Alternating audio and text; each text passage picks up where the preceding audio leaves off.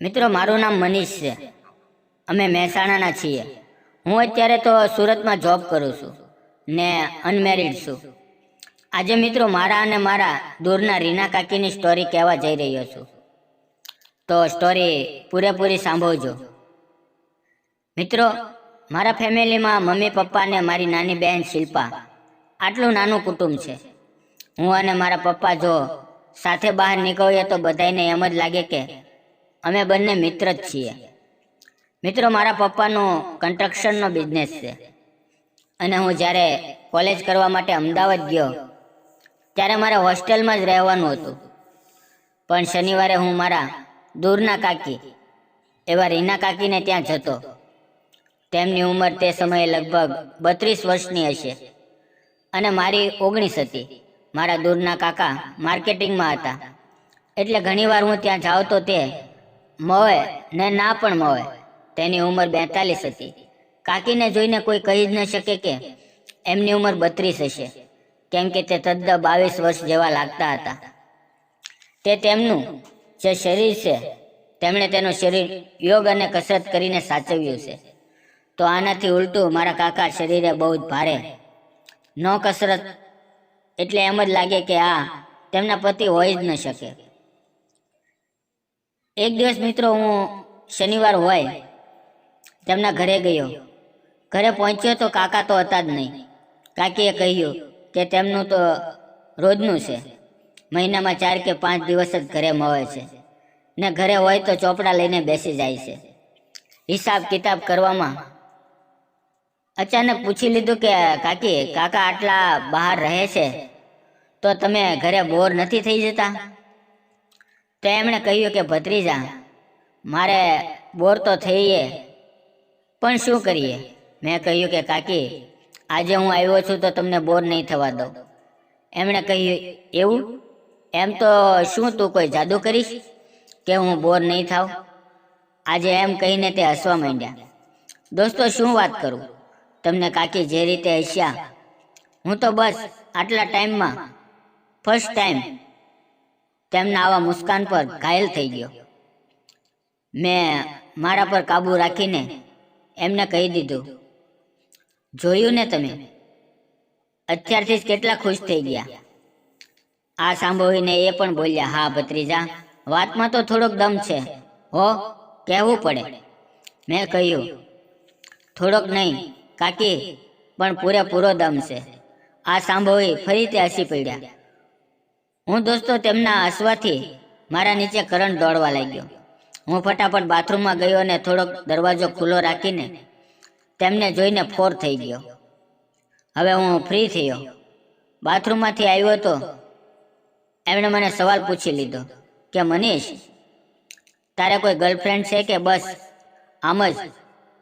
હું સાફ સમજી રહ્યો હતો તેમના આવા સવાલ કે તે સમજી ગયા હતા કે હું શું કરી રહ્યો હતો. મેં કહ્યું, તમારી વાત સાચી છે કાકી, અત્યારે તો કોઈ છે જ નહીં, એકલા છીએ. બસ હાથ ચાલ્યા કરે છે અને નીકળ્યા કરે છે. મેં આટલું કહ્યું તો તે કહેવા માંડ્યા કે આટલી જ ઉતાવળ હોય તો તારા પપ્પાને તારા લગ્નની વાત કરું. આમ કહી તે ફરી હસી પડ્યા. આમ તેના હસવાથી ફરીથી જવાનું મન તો કર્યું, પણ કંટ્રોલ રાખ્યો. મેં વાતને ટાળતા કહ્યું, ચાલો કાકી, આજે મૂવી જોઈ આવીએ, તો તમે બી બોર નહીં થાવ, નહીં તો કાકા તો ક્યારેય લઈ નહીં જશે. તેમણે કહ્યું, ઓહો, એમ છે, તને મારી આટલી ચિંતા છે? આ સાંભળીને હું કાબુ ગુમાવવાની અણી પર હતો, પણ ફરીથી આ તમારા મદનુભાઈએ કંટ્રોલ રાખ્યો. મેં કહ્યું, તો ચાલો જમવાનું પણ બહાર હોટલમાં જ જમી લઈશું આપણે. તેમણે કહ્યું, ફક્ત 15 મિનિટમાં હું તૈયાર થઈને આવું છું, પછી નીકળીએ. મેં કહ્યું, મને ભત્રીજો ના કરો, ઓનલી મનીષ કહો. એમણે કહ્યું, ઓકે, નો પ્રોબ્લેમ ભત્રીજા. આમ કાકી ફિરકી લઈ રહ્યા હતા. તે હવે બેડરૂમમાં ગયા તૈયાર થવા. હું સાઈડની નજરથી મારી રહ્યો હતો, તો પણ કંઈ નજર આવે તેમ લાગતું નહોતું. હવે થોડીક વારમાં કાકી આવ્યા. શું વાત કરું મિત્રો, મેં તો એવું વિચાર્યું કે હાલ જ પકડી દઉં, ને ઉપાડીને લઈ જાઓ. પણ ફરીથી મજનુભાઈએ કંટ્રોલ કર્યો. તેમણે વ્હાઇટ પંજાબી ડ્રેસ પહેર્યો હતો અને ડ્રેસ ખૂબ જ સુંદર હતો. તેમાંથી તેમના શરીરના વાહકો દર્શન આપી રહ્યા હતા અને ઘરેથી બાઇક પર નીકળી ગયા. પ્રથમ અમે હોટલમાં જમવા માટે ગયા. હોટલમાં જમ્યા પછી સીધા થિયેટરમાં ટિકિટ લઈને મૂવી જોવા ગયા. થિયેટર દોસ્તો ખાલી જ હતું. અમને નસીબથી કોર્નર સીટ મળી ગઈ. મારા તો મનમાં લાડવા ફૂટવા માંડ્યા કે શું નસીબ છે મનીષા, આજે તો 2 હાથમાં લાડુ જ છે. આટલું વિચારતો હતો અને મૂવી સ્ટાર્ટ થઈ ગઈ. આજુબાજુ બીજા કપલિયા તો એકમાં ખોવાયેલા જ હતા. મૂવી તો કોણ જોવા આવ્યું હતું? બધા જ એકબીજામાં ખોવા આવ્યા હતા. હું જાણી જોઈને હાથ નજીક લઈ જતો હતો, પણ તેમણે પણ શાયદ મારી આવી હરકતો ગમતી હોય તેમ ચૂપચાપ તે તો મૂવી જોવામાં જ મશગુલ હતા. કાકી બોલ્યા, મનીષ અત્યારે નહીં.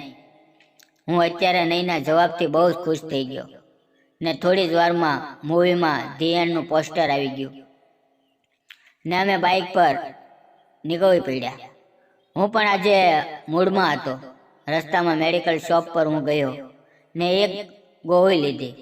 એક ગોળી એટલે તમને તો સમજી ગયા છો કે હું બાઇક હાથે કરીને જમ્પ આવે તો ફાસ્ટ બ્રેક મારી દેતો એટલે તેનું શરીર મને ચીપકે ને હું 7મા આસમાને પહોંચી જતો ને થોડી જ વારમાં અમે ઘરે આવી ગયા. ઘરે પહોંચીને ફ્રેશ થઈ હું હોલમાં બેઠો અને કાકી પણ આવ્યા. તેમણે કહ્યું, શું યાર? આ યાર શબ્દ સાંભળીને હું તો એકદમ ચોંકી ગયો. કાકીએ મને યાર કહ્યું?